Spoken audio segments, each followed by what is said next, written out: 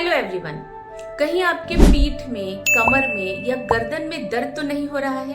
क्योंकि ज्यादातर अगर गर्दन में या पीठ में दर्द होता है तो लोग इसे स्पॉन्डिलाइटिस या स्पॉन्डिलोसिस कहते हैं। और इन दोनों का फर्क क्या है ये जाने बगैर ही उसकी ट्रीटमेंट या फिर फिजियोथेरेपी स्टार्ट कर देते हैं। कुछ लोग तो इसके लिए नॉर्मल जॉइंट पेन वाली दवा खाते हैं और इससे उन्हें बिल्कुल फर्क नहीं मिलता है। तो आज के वीडियो में हम जानते हैं कि स्पॉन्डिलोसिस और स्पॉन्डिलाइटिस इन दोनों में क्या फर्क होता है और इस पर आयुर्वेदिक ट्रीटमेंट से किस तरह से आराम मिल सकता है।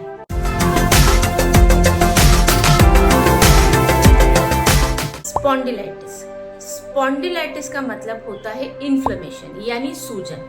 हमारी रीढ़ की हड्डियों में जो कुशन होता है उस कुशन में अगर सूजन आ जाती है, स्वेलिंग हो जाती है, तो वहां पर सीवियर दर्द होता है, मूवमेंट करने में तकलीफ होती है और कई बार जब हाथ लगाते हैं तो उसे थोड़ा सा गर्म स्पर्श भी लगता है, यानी थोड़ा हॉटनेस होता है उसमें, और कभी कभी कलर भी थोड़ा बहुत चेंज होता है कुछ पेशेंट्स में। तो ये रिलेटेड टू रीढ़ की हड्डी लेकिन स्वेलिंग वाला काम है। और सेकेंड थिंग इसमें क्या हो सकता है, ये सिर्फ रीढ़ की हड्डी तक मर्यादित नहीं है, इसमें कहीं और भी थोड़ी तकलीफ हो सकती है, जैसे एंकोलाइजिंग स्पॉन्डिलाइटिस। लेकिन स्पॉन्डिलोसिस के बारे में अगर हम बात करते हैं तो ये सिर्फ रीढ़ की हड्डियों तक ही मर्यादित होता है। यानी आपने देखा होगा रीढ़ की हड्डियों में दोनों को एक दूसरे पर बिठाने के लिए एक डिस्क होती है, इसके सहारे वो जुड़ा हुआ होता है। तो स्पॉन्डिलोसिस में ये जो डिस्क है ये घिसकर पतली हो जाती है, कई बार टूट फूट जाती है, या हो सकता है कि ये अपनी जगह से शिफ्ट हो गई हो, बाहर की तरफ निकल गई है, जिससे आपकी रीढ़ की जो हड्डी है ये एक सीरियल लाइन में नहीं रह पाते हैं और वहां पर बहुत ज्यादा मात्रा में दर्द होता है। कई बार फिजियोथेरेपी करने से थोड़ा सा आराम मिल जाता है, लेकिन जो एक्चुअली रूट कॉज है उस पर कोई ट्रीटमेंट नहीं हो पाती। अब यहाँ पर नॉर्मल या कॉमन कोई भी जॉइंट पेन वाली दवा यूज करते हैं तो उतना फर्क नहीं आता, क्योंकि यहाँ जरूरत होती है उस डिस्क को रीजेनरेट करने की, उसको रिपेयर करने की। और जब तक आप न्यूट्रिशन वाली यानी बोन न्यूट्रिशन वाली ट्रीटमेंट नहीं करते हैं तब तक इस पे आराम नहीं मिलता है। और इसमें क्या हो जाता है कि पूरे जैसे अलग अलग टाइप्स है, ये कोई एक जगह पे नहीं होती है। तो अगर हम डिवाइड करते हैं हमारे वर्टिब्रल कॉलम को तो हमें ये पता चल जाता है कि इसमें 3 तरह के स्पॉन्डिलोसिस होते हैं। एक होता है सर्वाइकल स्पॉन्डिलोसिस, सेकंड होता है थोरैसिक स्पॉन्डिलोसिस और तीसरा होता है लंबार स्पॉन्डिलोसिस। इसे एक अलग तरीके से अगर सोचा जाए तो इसे ना स्पाइन आर्थराइटिस भी कहते हैं, क्योंकि इसके जो लक्षण है ये थोड़े थोड़े आर्थराइटिस की तरह मैच करते हैं, इसलिए वो भी नाम इसे कहा जाता है। तो जानते हैं सर्वाइकल स्पॉन्डिलोसिस, ये 85% लोगों को यही प्रॉब्लम होती है। ज्यादातर आपने देखा होगा काफी लोग गर्दन पर बेल्ट लगाए घूमते रहते हैं दिन रात, क्योंकि यही उनकी बड़ी प्रॉब्लम होती है। और ये इसलिए क्योंकि ज्यादातर देखिए हमारा पूरा जो शरीर है ना ये हमारी रीढ़ की हड्डियों पर डिपेंड करता है, और पूरा हमारा वजन या हम जो भी एक्सरसाइज करते हैं, जो भी हमारी मूवमेंट होती है ना, ये पूरी तरह से उसी पर आ जाती है। और उसमें भी हमारा जो ज्यादा यूज करने वाला पार्ट है उसमें ये ज्यादा घिसना, टूटना, फूटना ये समस्या हो सकती है। तो सबसे पहली होती है गर्दन, क्योंकि गर्दन को हम बहुत ज्यादा मूवमेंट करते हैं, ऊपर नीचे घूमना, तो ज्यादातर यहाँ वो प्रॉब्लम होती है। यार कई बार हम कंप्यूटर पे बैठे रहते हैं या उसका एक्सरसाइज हम अलग से करते नहीं है ज्यादातर गर्दन का, तो इसमें ये प्रॉब्लम होती है। थोरैसिक जो होता है, थोरैसिक स्पॉन्डिलोसिस, ये बहुत रेयर है, कम होता है, क्योंकि ये गर्दन के नीचे जो बीच के वर्टिब्रे से उसमें होता है। और आप देखेंगे हमारी जो पीठ है, जो बैक है, उसको एक सपोर्ट होता है जिसकी मूवमेंट बहुत कम होती है, और वहां से वो आगे हमारी रिब्स के साथ भी जुड़े हुए रहते हैं, तो उसे एक सपोर्ट मिल जाता है और उसमें कोई बेंडिंग करना या उसमें कोई प्रेशर आने की संभावना बहुत कम होती है। इसलिए थोरैसिक वाले जितने भी वर्टिब्रेज हैं उसमें उतनी प्रॉब्लम नहीं होती। One more after cervical important है, वो है लंबार स्पॉन्डिलोसिस। ये भी बहुत ज्यादा होता है क्योंकि कमर का इस्तेमाल हमारा बहुत ज्यादा है और पूरा शरीर का वजन हमारे उसी निचले हिस्से पर आ जाता है, और वहां पर ये प्रॉब्लम होने की ज्यादा चांसेस है। अब ये किसको होता है, कौन से लोगों को या कौन सी कंडीशंस में होता है? तो सबसे पहले अगर मोटापा है, वजन ज्यादा है, तो ये होने के 100% चांसेस है, क्योंकि जितना वजन ज्यादा उतना ही रीढ़ की हड्डियों पर भी वजन बहुत ज्यादा बढ़ जाता है। सेकेंड थिंग, अगर आपका झुक कर काम करने की आदत है, यानी अगर आप वजन उठाते हैं या हर बार आपको दिन में ना किसी तरह का मशीन ऑपरेटिंग है, किसी के लिए भी आपको अगर बार बार झुकना पड़ता है तो उसमें ये ज्यादा प्रॉब्लम हो सकती है। उसी के साथ एक जगह पर बैठे रहना, जैसे एसी में आप दिन भर बैठे हो, आपकी मूवमेंट बिल्कुल ज्यादा नहीं होती है, तब भी फ्रीज हो जाता है, ये प्रॉब्लम हो सकती है। और अगर आपका न्यूट्रिशियस डाइट नहीं है, आपको बहुत ज्यादा स्ट्रेस है, तो इन सारी चीजों की वजह से भी ये प्रॉब्लम आजकल दिखाई दे रही है। इसलिए spondylosis is the most common disease, और स्पॉन्डिलाइटिस काफी कम लोगों को होता है और उतनी ज्यादा मात्रा में उसका आपको कहीं रिपोर्ट्स या किसी तरह से डिस्कशंस भी आपको ज्यादा नहीं मिलेंगी। तो अगर आपको गर्दन, पीठ या लोअर बैक में पेन है, प्रॉब्लम है, तो आपको स्पॉन्डिलोसिस है, स्पॉन्डिलाइटिस नहीं है। अब जानते हैं कि इस पर किस तरह की आयुर्वेदिक दवाइयां काम करती हैं।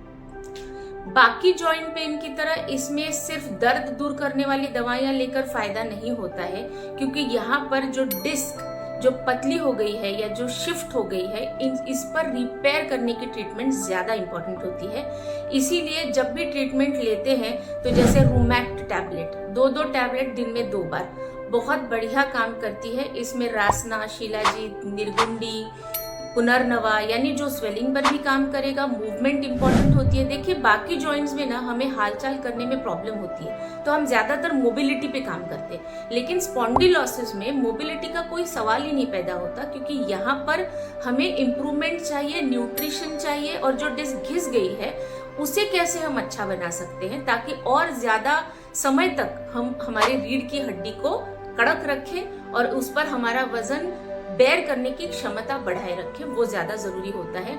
इसीलिए इसी के साथ आपको एक और जरूरत होती है थोड़ा बहुत ऑयल मसाज की, ताकि जो डिस्क अगर शिफ्ट हो गई या पतली हो गई तो दोनों वर्टिब्रास बहुत नजदीक आने लग जाते हैं। जहां पर हम बोलते हैं ना कि गैप हो गया है, गैप का मतलब है कि वहां पे जो डिस्क है ये शिफ्ट हो गई है, और शिफ्ट होने के बाद 2 वर्टिब्रोज में गैप हो गया है, तो ये उसे नॉर्मल जगह पे लाना है।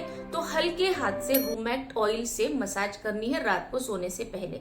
इससे बहुत बढ़िया रक्त संचरण इंप्रूव होता है, और साथ ही साथ है ना डिस्क में थोड़ा सा रिपेयर होने के लिए सपोर्ट होता है, क्योंकि रूमैक्ट ऑयल 100 से भी ज्यादा वनौषधि से बना हुआ एकमात्र ऑयल है। मसाज एकदम हल्की तरीके से करनी है, ज्यादा जोर से करने की जरूरत बिल्कुल भी नहीं है। इसी के साथ आपको लेना चाहिए महारासनादि काढ़ा, क्योंकि महारासनादि काढ़ा एक ऐसा ऑथेंटिक प्रिपरेशन है जो आपके रीढ़ की हड्डियों में जो पोषण मिलना चाहिए, क्योंकि कई बार है ना ये बीमारी थोड़ी थोड़ी डाइजेशन के साथ भी कनेक्टेड होती है, इसलिए डाइजेशन भी इम्प्रूव होना चाहिए, मेटाबॉलिज्म भी इम्प्रूव होना चाहिए, ताकि वात दोष शरीर में ज्यादा विकृत ना हो, क्योंकि अगर वात दोष बढ़ गया तो ये दर्द और ज्यादा बढ़ जाता है। इसलिए महारासनादि काढ़ा आपको दोनों तरीके से मदद करता है, एक तो रिपेयर करने के लिए भी सपोर्ट मिलेगा, पोषण भी मिलेगा, और साथ ही मेटाबॉलिज्म अच्छा रहेगा ताकि दर्द पर तुरंत आराम मिले। और जैसा कि आप जानते हैं कि वर्टिब्रल कॉलम के अंदर बहुत सारी नसें, ब्रेन से निकली हुई काफी सारी सप्लाई होती है, तो उस पर भी प्रेशर आने की संभावना बढ़ती है या संवेदना में कोई प्रॉब्लम हो सकती है। इसलिए आपको लेना चाहिए वात गजांकुश रस। ये एक ऑथेंटिक क्लासिकल प्रिपरेशन है। अमृतवेदा वात गजांकुश रस आपको लेना है 2 टैबलेट मॉर्निंग में और 2 टैबलेट रात में। ये नसों की कमजोरी को हटा देता है अगर उस पर कोई प्रेशर आया है, क्योंकि जिस तरह से डिस्क हट जाती है ना, हमें पता नहीं होता ये कौन से साइड में हटी हुई है, तो ये नर्व्स पर प्रेशर ला सकती है, और इस प्रेशर की वजह से कई बार आपका उठना बैठना मुश्किल हो सकता है। तो अगर आप फिजियोथेरेपी करते हैं, बेल्ट यूज करते हैं, फिर भी आपको ये आयुर्वेदिक कॉम्बिनेशन ट्रीटमेंट करना बहुत जरूरी है, ताकि बोन्स का पोषण मिले, हड्डियों को कंप्लीट शक्ति मिले, जिससे वो रीढ़ की हड्डियों को अच्छी तरह से मजबूत रखे और एक दूसरे पर घिसना कम हो जाए, और न्यूट्रिशनल प्रॉपर्टी की वजह से उसमें जो रीढ़ की हड्डियां हैं वो मजबूत हो जाती है, और काफी अगले कुछ सालों तक आपको ये समस्या बार बार नहीं दिखाई देती। बेल्ट अगर यूज करते हैं तो करते रहिए, कुछ समय तक करना बहुत जरूरी है, बट इसे नेचुरली अगर इम्प्रूव करना है तो आप कुछ योगा भी कर सकते हैं, जैसे कोबरा पोजीशन होता है यानी भुजंगासन। अगर ये आप करते हैं तो आपकी पूरी रीढ़ की हड्डियों की जो पोजीशन है जो गलत हो रखी है वो बिल्कुल सही लाइन में लाने के लिए बहुत मदद हो जाती है। और इसी तरह एक और आसन आप ट्राई कर सकते हैं, अर्ध मत्स्येंद्रासन। ये भी आपको बहुत हेल्प करता है।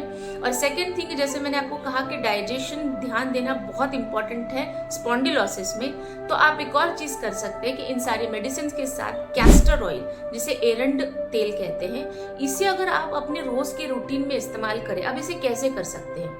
इसे आपको करना है 2 से 3 बूंद, या कह सकते हैं आधा चम्मच, जो भी रोटी आप खाते हैं, जो भी आप अगर भाकरी खाते हैं, रोटी खाते हैं, तो वो जो आटा गूंथते हैं उसमें अगर आप ये आधा चम्मच कैस्टर ऑयल डाल देते हैं और सिर्फ जो पेशेंट है जिसे तकलीफ है उसकी वाली रोटी के आटे में अगर मिक्स कर देते हैं, तो ये धीरे धीरे नसों के संचरण को बहुत इंप्रूव करती है, दर्द भी कम होने लग जाता है, स्वेलिंग भी कम होती है और मेटाबॉलिक रेट भी अच्छी तरह से इंप्रूव हो जाता है। तो अगली बार ध्यान रखिए, आपके रिपोर्ट्स अगर आपने देखे हैं तो आपको पता चल जाएगा कौन सी बीमारी है। लेकिन अगर स्पॉन्डिलोसिस है, क्योंकि 85% लोगों को यही बीमारी होती है, इसमें आपको लेना है रूमैक्ट टैबलेट, रूमैक्ट ऑयल, वात गजांकुश रस, महारासनादि काढ़ा और रूमैक्ट ऑयल से हल्के हाथ से मसाज, रात को सिर्फ एक बार बस। अगर प्रॉपर कॉम्बिनेशन आयुर्वेदा ट्रीटमेंट करते हैं तो रूट कॉज पर काम होता है और 100% रिजल्ट मिल जाता है।